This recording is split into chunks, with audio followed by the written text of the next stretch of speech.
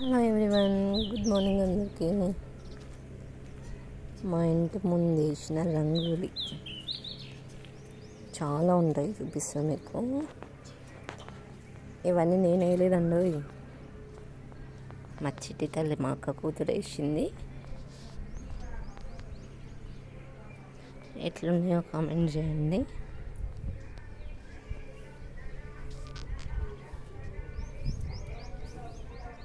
ఇక్కడ ఒకటి ఉంది, కానీ మా మమ్మీ వాటర్ వేసేసింది. అండ్ దిస్ వన్, అండ్ ఇక్కడ ఒకటి ఉంటుంది అనమాట, చిన్న డిజైన్.